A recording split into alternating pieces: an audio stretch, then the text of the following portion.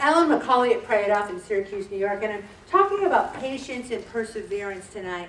And you know, you can lose weight forever with patience and perseverance. I'm not saying that there won't be weeks where I might gain a few pounds. I'm not saying there won't be sessions where I won't set the world on fire, but I know this for a fact. As long as I keep coming to Pray It Off, I will never weigh 371 again. I know it for a fact. So that patience and perseverance and commitment's thrown right in there. Because you can't persevere unless you're committed to something. You have to be committed to yourself. Because it's tempting to give up. And now's the time so many people give up. They say, you know what, Ellen, I'm not going to come back in December. I'll start again January 3rd. And you know what? God bless them. And maybe they'll come back January 3rd and set the world on fire. But if I thought right now that I could do whatever I wanted in December with wild abandonment, you know how much weight I'd gain in December? Who thinks they could gain 10 pounds in December? I could easily not only gain 10 pounds in December, I bet you I could gain 20 pounds in December. I could. I know I could. If I started drinking the Michelob Ultras, you know, and eating all the candy and just donuts, everything else, I could. So permanent weight loss takes time. Time is necessary to make the deep spiritual and emotional changes that keep weight off forever. I am not the same person that I was in January of 2008. One of my college friends says, you know, Ellen, you know what? You're so much more zen now. You're so much more zen. I go, Zen? I'm zen? And I go, well, what do you mean by that? He goes, it just seems so unruffled, and you're just so, patient, and you just seem like nothing can really bother you. And you know what? I really love that compliment. It's not 100% true, but it's a lot more truer than it was in 2008. And it's a journey we're on, a journey towards that calm peace that, to me, only comes from Jesus Christ. There's going to be lapses. We are not going to be perfect. But changing behavior takes time. Those of you who joined in session 22, you're learning behaviors that you're going to hone even more in session 23. If you think you've learned it all in this session and go out into this brave new world by yourself, God bless you. But I really think you should come back. Your thoughts and beliefs need time to change, and you have to speak to yourself with love and gentleness.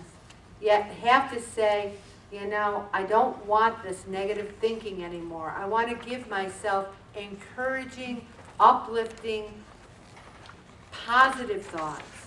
And then when you're having that negative thought, you say, I release this thought into the arms of God.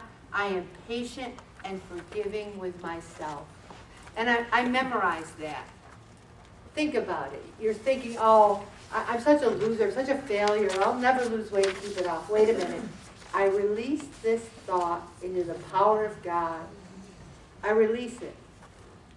Develop a trust in yourself and your body. You would not believe how many people got on the scale tonight and they said, I really don't know how I did. I have no idea. And that's the beauty of not weighing yourself in every year. Every single one of those people either stayed the same or lost weight over the Thanksgiving holiday. And they said, how did I do that? Because you're not doing things as badly as you used to. Just because you might have had a little stuffing on Christmas and maybe a piece of pumpkin pie, you didn't eat the whole pie. You didn't have stuffing for breakfast, lunch, and dinner. You're learning little habits that you're taking with you. These are really good things. All right, somebody back there said, yeah, I did eat the whole pie. I better see that on your food log. That's all I can say. But perseverance is the key to your success and weight loss. Because when that initial motivation wears off, and oh, it does. Because I've gone to Weight Watchers so many times on January 1, and the room is elbow room. You can't even get in the door. It's packed. And by February 1, there's usually me and the leader there. Because they're all gone. And that's the one thing about Pray It Off. I won't let you quit. And the reason I don't let you quit is because you'll quit on yourself. I'll still do the group. If Bob and I were the only ones here and Jean, I'd get up here and do the whole thing. I would.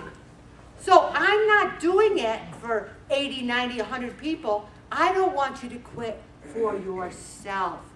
Master perseverance and you'll win. Neglect it and you'll face frustration and disappointment. What you might not realize is that negative thoughts affect you mentally and physically.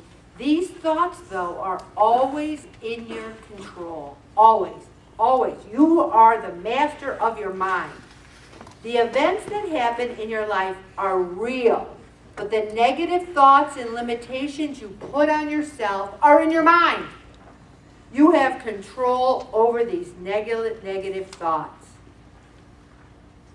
You have to say to yourself, enough is enough. And that's what finally happened to me. There's someone in our family's life, and they struggle with their weight. And my mother laments on this. My mother's like, oh, I wish they'd lose weight. I wish they'd lose weight. I said, Mom, every single person in our family has struggled with their weight. It has to be when that person gets to the point where they say, enough is enough. It's like any addiction. It's like any problem. Sometimes you got to hit rock bottom. And what I like to say, I hope the rock bottom isn't such a bad physical ailment that you really have trouble recovering from. I hope that rock bottom is where you finally say, you know what? I don't want to weigh 200, 250, 300 again. You never have to give up. You simply need to persevere. Come every week whether you want to or not. You just come. You've been through so many tougher times than this and didn't quit, so why would you quit now? I've said it before. We have survived 100% of our worst days. We've survived them, and we're right here, right now. Anyone here ever almost died? No one ever had surgery or was on the operating table or almost died? I thought there'd be more people. Yeah.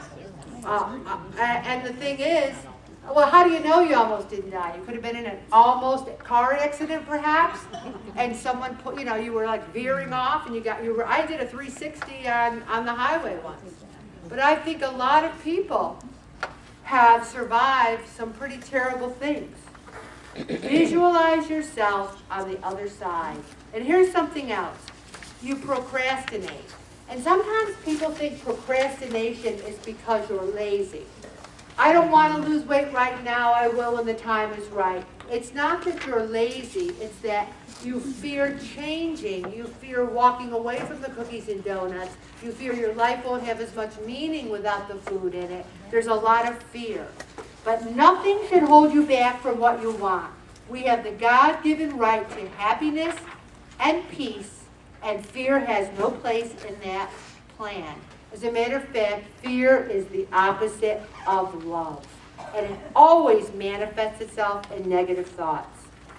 Count your blessings, compliment other people, look for the good in yourself and others, and staying right where you're at, you sometimes think protects you from the stress, hurt, disappointment, and pain that comes along with changing, but it really doesn't. I'm going to stop right there, Bob.